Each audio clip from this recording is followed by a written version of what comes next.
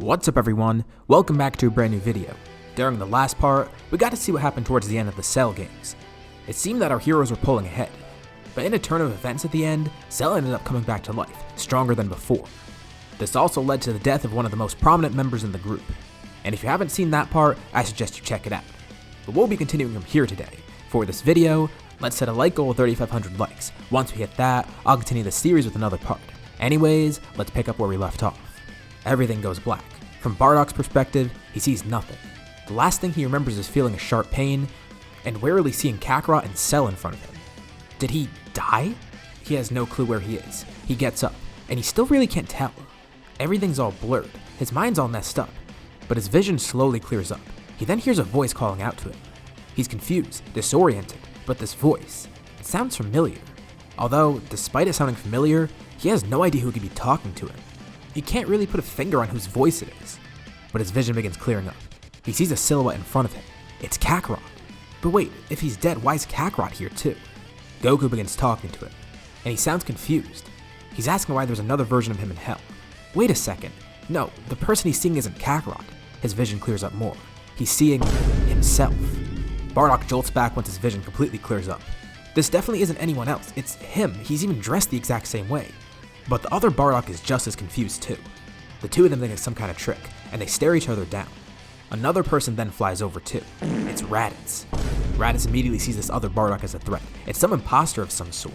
He throws a punch, but Bardock immediately catches it, effortlessly able to block it. The other Bardock attacks too, not trying to hurt him, but to see if what he's actually seeing is real. Bardock asks, is he truly in hell? Well, yeah. The other Bardock tells him he died a long time ago and he went here. He's been here ever since. Eventually, Raditz ended up coming here too. But this other Bardock is even more confused than our Bardock. And then he realizes, this isn't a trick. This is Bardock from this timeline, as well as Raditz from this timeline. Bardock tells the two of them to calm down. He can explain everything. He now knows what's going on. He begins talking to the two of them, and this only helps confuse them more. Time travel? Wait, why wasn't this Bardock thrown into the future? He's kind of jealous. He could have survived too, couldn't he have?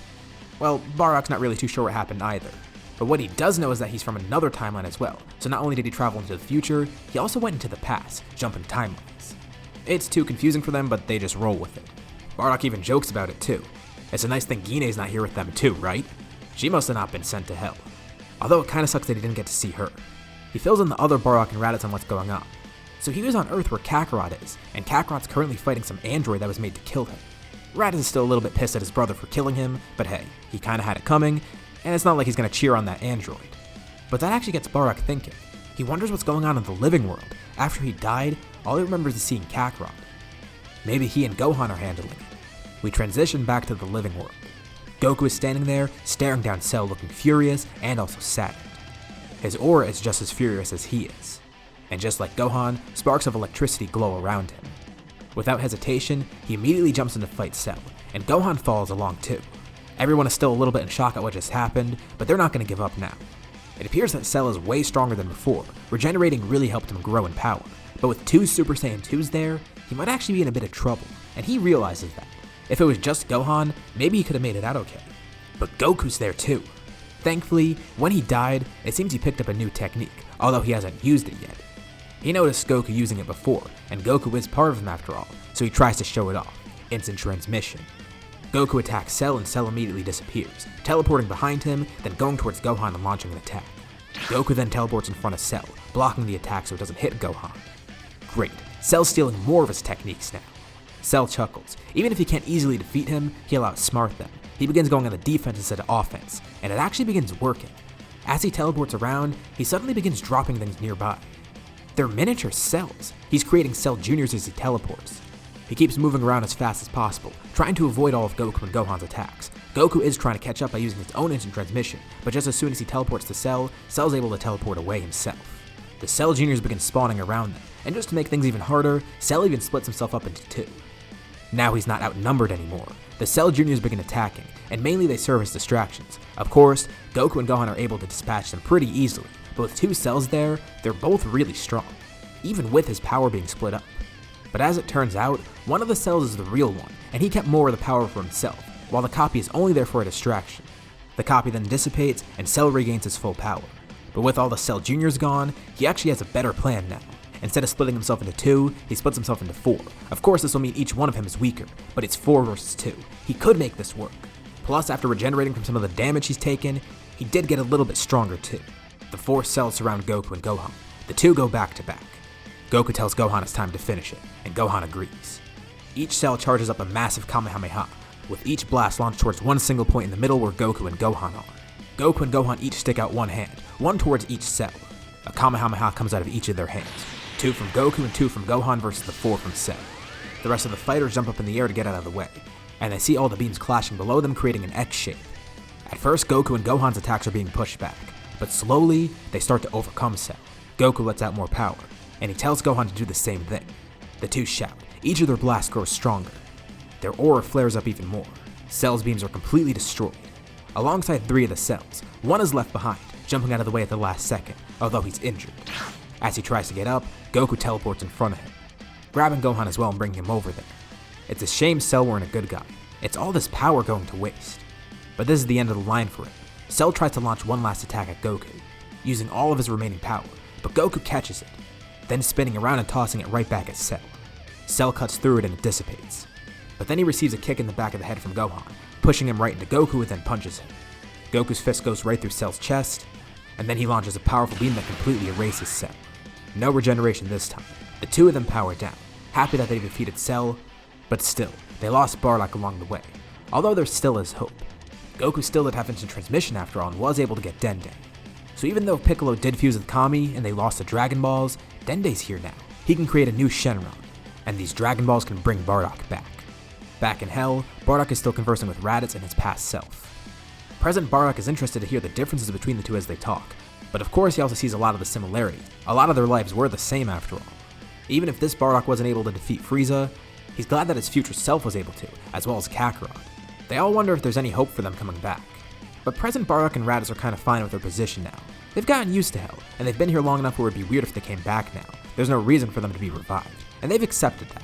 But for future Bardock, they hope to see him go back to where he belongs. Besides, this isn't even his timeline. There's only room for one Bardock. And just as they mention this, Bardock begins feeling weird. He's glowing. It feels like he's being transported somewhere too. He smiles. They did it. This must mean they defeated Cell and they're bringing him back to life. He could feel Shenron pulling him back to the living world. Present Bardock chuckles. He tells his future self good luck out there.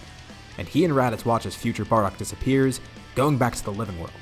Raditz asks his dad, did he understand any part of that story? Well, not really. It was pretty confusing.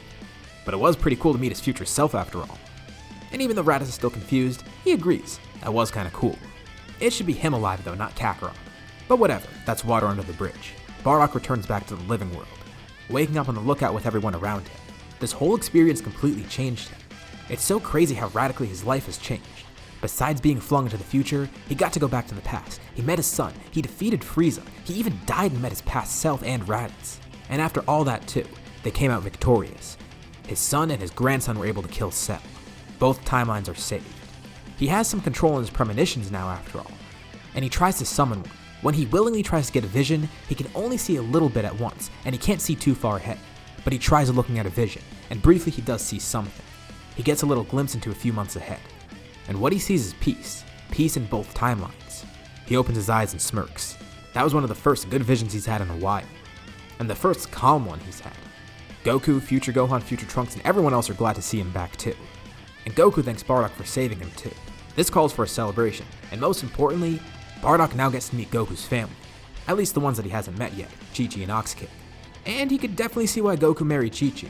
She is definitely a fitting person for a Saiyan. It's a shame that Gine and Raditz aren't here too, but again, this isn't even his timeline, and it's still at least nice to know that one of his sons is happy and alive, as well as his grandson in this timeline and possibly another one that's coming along soon. It gets Bardock thinking too. He's been considering something. He wonders if he should have stayed back here. Ever since they first traveled here, he's been thinking about it. It would be great. It would be a chance for him to start over, live a peaceful life too. The future's at peace now too. They don't need him there. But over these past few days or so, he's come to a realization, especially once he met his present self. He doesn't belong here. Not that he's not accepted, but this isn't his timeline.